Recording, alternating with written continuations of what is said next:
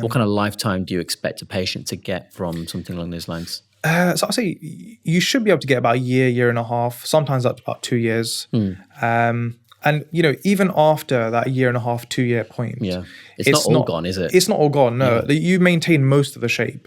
You might just need a little touch up, 0.1, 0.2 here. Because one thing I have to explain to clients as well is that as the hyaluronic acid is breaking down, it also converts over to collagen as well.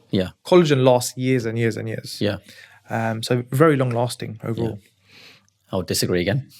All right, you're the biochemistry expert, so I'm not even going to get into this one. But I think I agree with you on the thing about it lasting a certain amount of time, but it's not all gone. People, I think a lot of patients don't know this, and I see patients, especially in the lips, they think because it's been 6 months, I have to go and get more. Absolute myth, right? This is a myth. Absolute myth, and I think. What I generally say to patients, depending on how much I'm using and which part of the face we're treating, a bit of variation, but roughly speaking, I say, look, I'm going to do your treatment now. Total, this is what we're looking at for the initial treatment. Maintenance is something different. And both of them put together, I would suggest to maintain result, I probably want to see you to do this. On average, everyone's different. Let's say something like 3 times over maybe 4 years.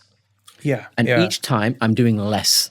That's it. The third time might be tiny, might be 1 syringe over lots of different parts of the face. And just a little bit of touch up. To be honest with you, I see clients who've had lip fillers like 3 years ago. And they've maintained most of the shape. 100%. You probably heard about the study where they did the MRI scans of I think it was about 300 people's faces who had dermal fillers. I know the people that did the study as well. Oh, right. Okay. Yeah. Brilliant. So, the studies now are showing that fillers actually last like 10, 11 years. Absolutely. So it's completely different from what we initially believed that, they only last a year and you have to have a top up.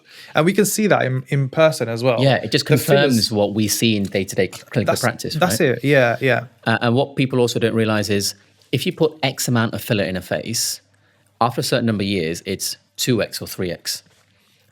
That's why we don't fill the tear trough completely. And we're not doing it because we're stingy. It's in your best interest. You don't want to fill the tear trough and then have the size go to 2X or 3X and just look like you've got a tennis ball stuck under your skin.